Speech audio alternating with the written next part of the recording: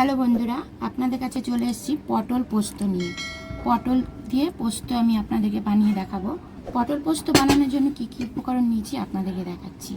আমি নিয়েছি এখানে পোস্ত, তিল, বাদাম, শুকনো লঙ্কা, কাঁচা লঙ্কা, আর এখানে নিয়েছি কিশমিশ।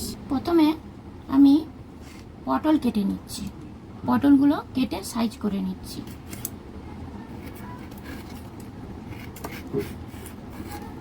এইভাবে একটু একটু করে খোসা ছড়াবো। এইভাবে সব পটলগুলো আমি সাইজ করে কেটে নিচ্ছি। দেখুন আমার সব কটা পটল কাটা হয়ে গেছে। পটলগুলো তুলে রাখছি। এবার আমি শিলে মশলাগুলো বেটে নিচ্ছি। এবার আমি শিলে সব মশলা একসাথে বেটে নেব। দেখুন আমি পোস্ত নিয়ে নিয়েছি, তিল নিয়ে নিয়েছি, বাদাম নিয়ে নিচ্ছি, কিশমিশ নিয়ে নিচ্ছি, শুকনো লঙ্কা, কাঁচা লঙ্কা নিয়ে নিচ্ছি। সব একসাথে আমি বেটে নিচ্ছি। দেখুন আমার মশলা বাটা হয়ে গেছে, পোস্ত, আর এখানে কেটে রেখেছি পটল। পটলটা আমি এর মধ্যে ঢেলে নিচ্ছি বাসনে। পটলে আমি সামান্য নুন মাখিয়ে নিচ্ছি।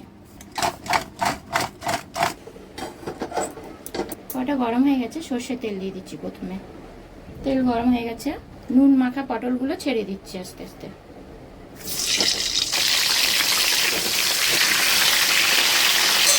দেখুন পটল লাল লাল করে ভেজে উঠেছে।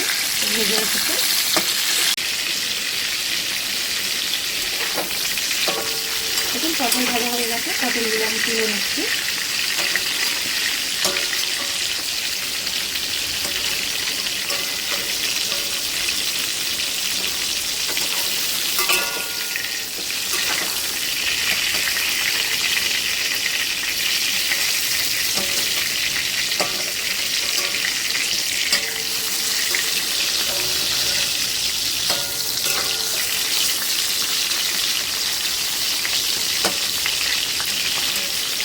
প্রথমে কড়াই আমি শুকনো লঙ্কা দিয়ে দিই, কালো জিরে দিয়ে দিচ্ছি।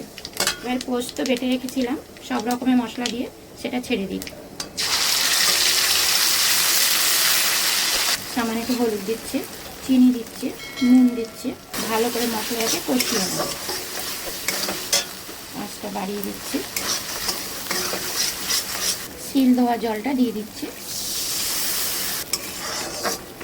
ভালো করে মশলাটা কষিয়ে নেব। দেখুন কতখানি তেল ছেড়ে এসেছে। দেখুন এভাবে ভালো করে কষিয়ে নেব। টেস্ট হবে খেতে। ভালো করে মশলাটাকে কষালে একটু জল দিয়ে দিচ্ছি সামান্য।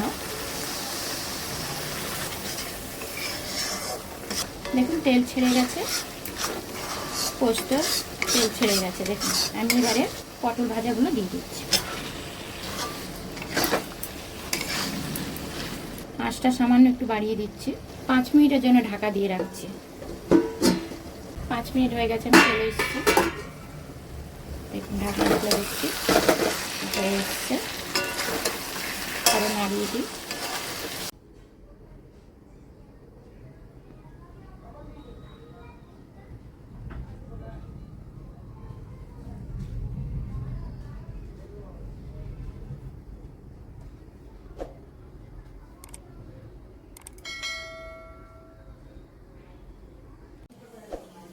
দেখুন বন্ধুরা আমার পটল পোস্ত রেডি। এইবারে গরম গরম ভাতে আপনারা সার্ভ করতে পারবেন। এই দেখুন, কোনো বাড়িতে গেস্ট আসলে এইভাবে আপনারা বানিয়ে দিতে পারবেন। দেখুন এইভাবে তৈরি করবেন। আমার পটল পোস্ত ভালো লাগলে রেসিপিটা অবশ্যই লাইক কমেন্ট করে দেবে।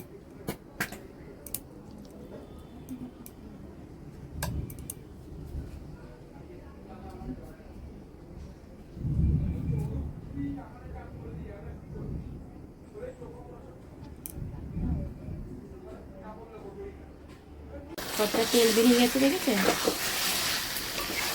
কালারটাও খুব সুন্দর হয়েছে।